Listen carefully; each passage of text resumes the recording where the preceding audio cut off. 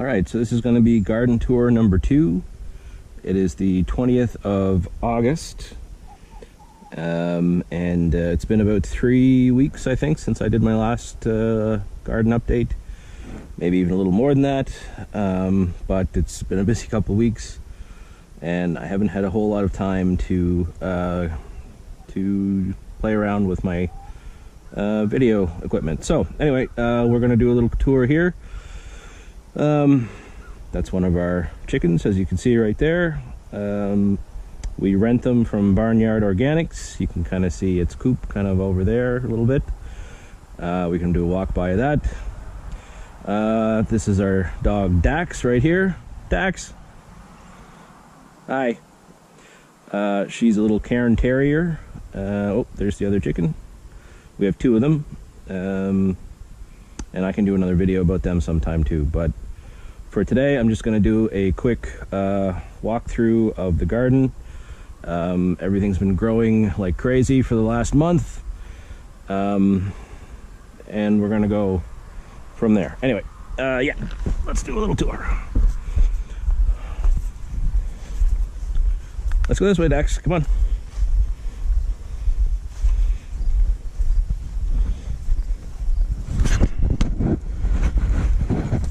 Come on.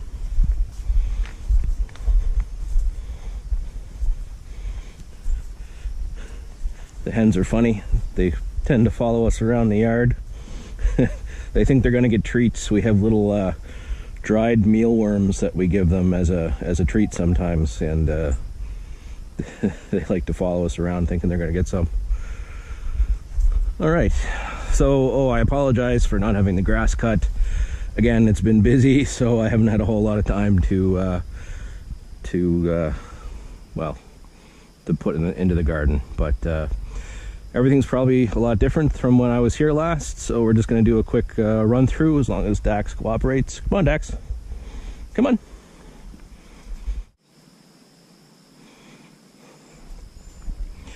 Okay, we're going to work on one side here and just go from one end to the other. So, as you can see here, we've got a couple of tomato plants on the edge here with trellis. I've been having a real problem with late blight with my tomatoes. Last year I managed to avoid it completely. The year before was just terrible. It wiped out pretty much my whole crop. This year I've managed to delay it quite a bit. However, it's starting to come on now and I just can't keep ahead of it.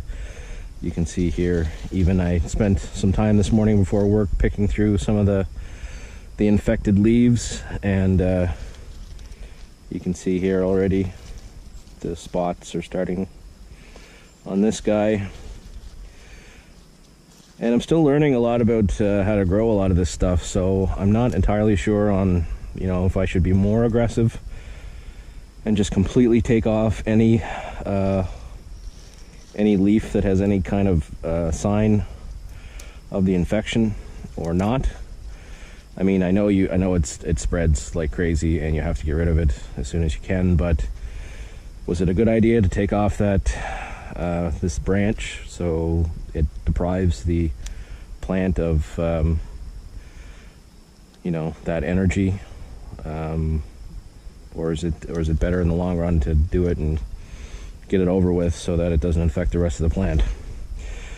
Anyway, we'll take off a couple of these stems here. Overall, though, I am pleased with how the tomatoes turned out. If they hadn't have gotten blight, I would be a lot happier, though. We have really good fertility this year. Sometimes it's actually very rare that I'll get a stem of tomatoes that are completely all in fruit, and you can see here every one of these flowers produced a fruit, and that's actually pretty rare for me. But you can see these are crazy Brad's Atomic tomatoes that I mentioned in my last video. You can see they're some really interesting colors. They start off as kind of a purple, like you see here, and then they lighten up and go kind of multicolored like this, and they're just really neat. I haven't actually eaten one yet because I'm not sure if that's completely ripe or not. I can't really tell. I think it might be. It's still sort of firm, so I've left it. But I'm hoping within a few days, that I should be able to start eating some of these guys. There's a Tiny Tim, yeah, I think it's a Tiny Tim in the middle there. He was really the one that got blight first, because he just had no airflow back there, and it got kind of moist, and he broke out. So that's unfortunate. I probably won't grow him again next year, or that variety, just because, like I said, he was kind of the instigator this year, and I'm pretty mad at him. And then next to that, there is some kind of a Roma tomato, and I'm not quite sure what the variety is now, but it's a paste variety. You can see here with my my peppers, or before I get to the peppers, I should mention my white eggplant in here, which I think is super cool. It's the first year I've grown these guys in any kind of quantity. Usually I'll have maybe one plant, but I just always like how they turn out, so I got quite a few more this year. And they're starting to set some fruit, so that's good. Yeah, peppers, lots and lots of peppers. And I did all pretty much hot peppers this year because I want to try to make some hot sauce. Hello, Dex. Traditionally I do sweet peppers, and I usually have a pretty good haul. I save a lot over winter and freeze them. This year I wanted to try something different, so I'm going to try to make some hot sauce. And we've had a really hot, really humid season this year here in Prince Edward Island, Canada. But we've also had a surprising amount of rain. So overall the season has been pretty good for heat-loving stuff like eggplant and peppers and tomatoes and all that kind of stuff. So there's a few different varieties in here. It's a Vessey's mix. Vessey's is based in York, PEI, so it's a local company. But you see these guys and these guys, which is Hot Wax. You can see that there. They're doing really well. And on the other side too, they're just loaded with peppers. And I really want these guys to ripen up on the vine before I start picking them. I don't know, we're supposed to get some cooler weather in the next little while. I don't know if it's going to be hot enough for them to do that, but I'm hopeful.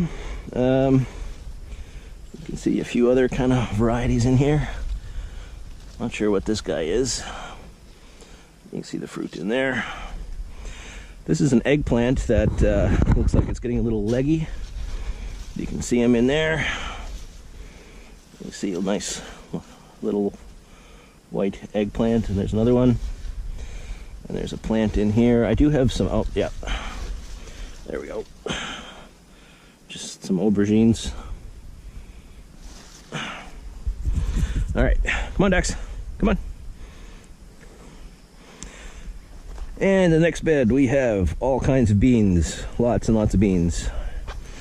I was late getting my beans in this year, so they're still just kind of coming along, but they're starting. You can see that guy right there.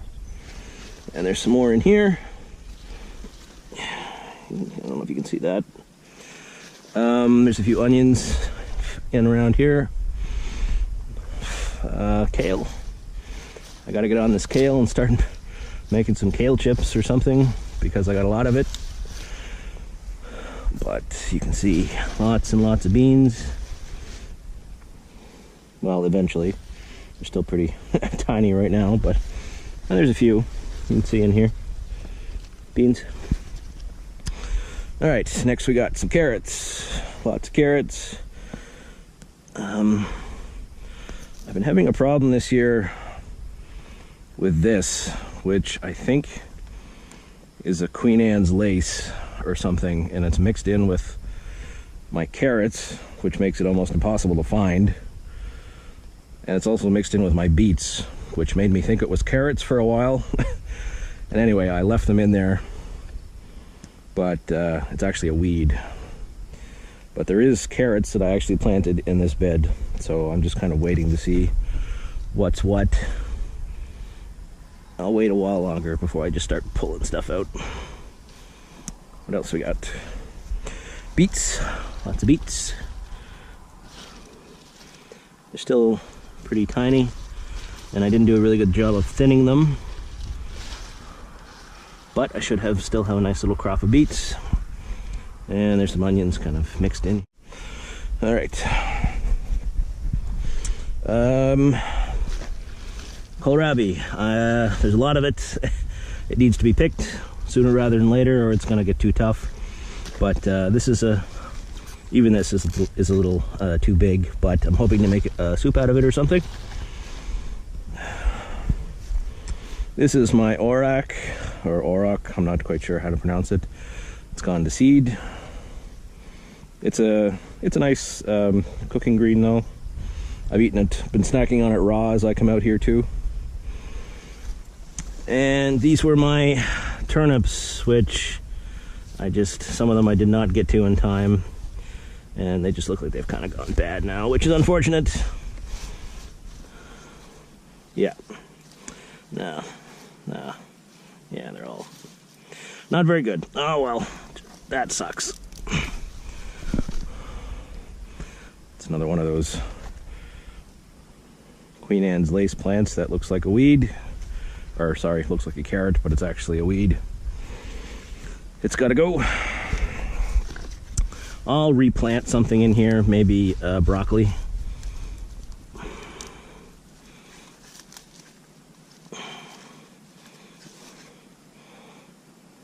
Ugh. Yeah, see, all full of worms and everything else. That sucks. Well, he's going in the compost pile. So will the rest of them. Oh well. Swiss chard. Got a whole bunch of it. I gotta fry this up for a meal sometime.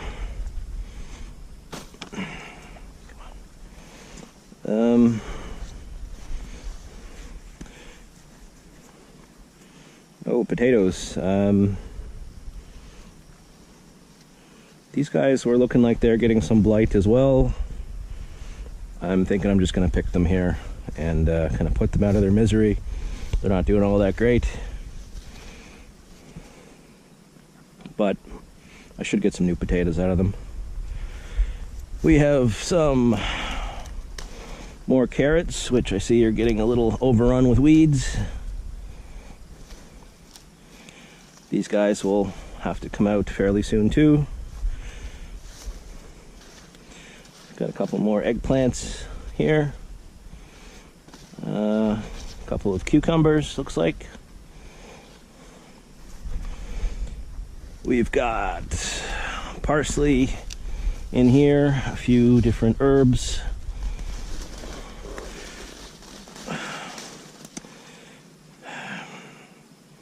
This is wild. Oh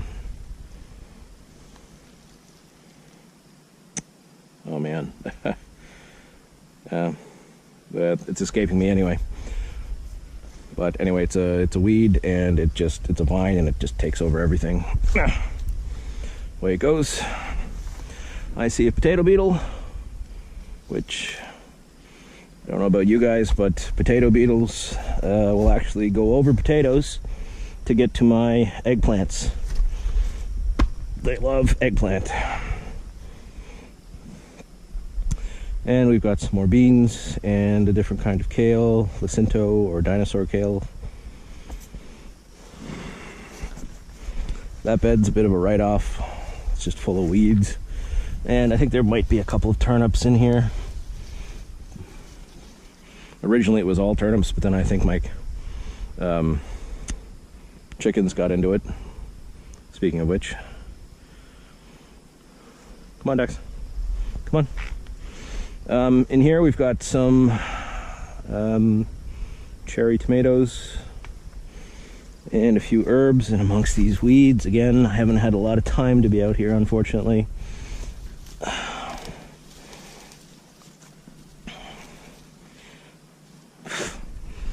But yeah, this just demonstrates how much work it takes to be out here and to have a garden that actually looks nice. It takes a lot of time and effort.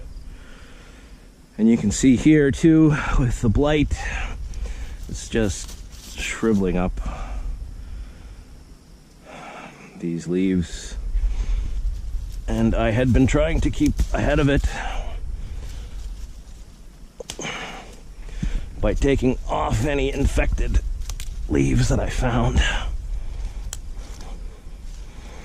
But it's just getting too far ahead of me.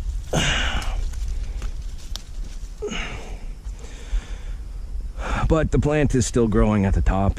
You can see here, they're still growing, they're still setting fruit. So I'll still get a crop of tomatoes. They just won't last as long as I would have liked. We've got some kohlrabi, cabbage, some more potatoes. So that's kind of my messy, a bit neglected garden at the moment. Eventually I'd like to get wood chips to put down in between the rows here so I don't have to cut the grass, and it would just look so much nicer. I've been having a problem finding a source of cheap or free local wood chips. So if anybody on PEI watching this happens to see or happens to see this and have a source, you can drop me an email. If you have any other suggestions on how to keep minimizing the workload to keep this garden going, I'd also appreciate it.